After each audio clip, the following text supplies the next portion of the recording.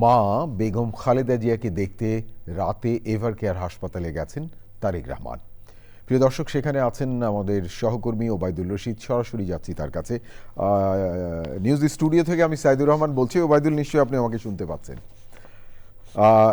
ওবায়দুল, তারেক রহমান কখন হাসপাতালে গেছেন এবং বেগম খালেদা জিয়ার স্বাস্থ্যের কোনো আপডেট আছে কিনা আপনার কাছে বিস্তারিত যদি আমাদেরকে একটু জানান।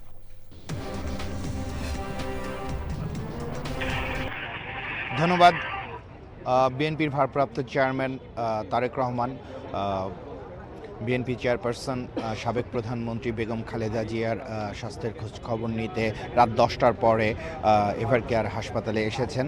এবং সর্বশেষ খবর যদি বলি তাহলে সেটি হচ্ছে যে এই মুহূর্তে বেগম খালেদা জিয়ার স্বাস্থ্যের বিষয়ে যে মেডিকেল টিম রয়েছে তাদের আসলে একটি বৈঠক চলছে এবং এই বৈঠকের পরে একটি প্রেস ব্রিফ হওয়ার কথা রয়েছে, যেখানে নিয়মিত আসলে বেগম খালেদা জিয়ার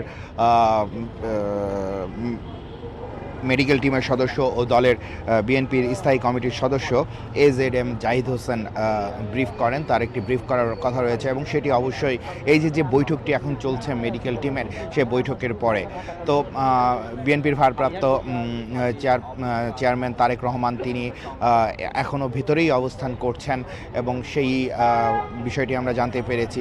এবং পরবর্তীতে যখন আসলে এই ব্রিফটা হবে তখন আসলে আমরা আরও জানতে পারবো। তো আপনার মাধ্যমে দর্শকদের জানিয়ে রাখি যে এর আগে যে ব্রিফটি হয়েছিল সেখানে কিন্তু উল্লেখ করা হয়েছিল যে বিএনপি চেয়ারপারসন খালেদা জিয়া তিনি আসলে সংকটময় অবস্থা পার করছেন এবং বেগম খালেদা জিয়ার জন্য দেশবাসীর কাছে দোয়া চেয়েছেন তারেক রহমান এবং সেই সঙ্গে তার যে স্বাস্থ্যের বিষয়টি সেটি আসলে দেশি বিদেশি চিকিৎসকরা আসলে পর্যবেক্ষণ করছেন, চিকিৎসা দিচ্ছেন এবং এরপরে যে এখন যে বৈঠক চলছে তারপরে যে ব্রিফ হবে সেখান থেকে আসলে আমরা পরবর্তীতে দর্শকদের বেগম খালেদা জিয়ার স্বাস্থ্যের বিষয়ে নতুন কোনো আপডেট থাকলে তা জানাতে পারবো।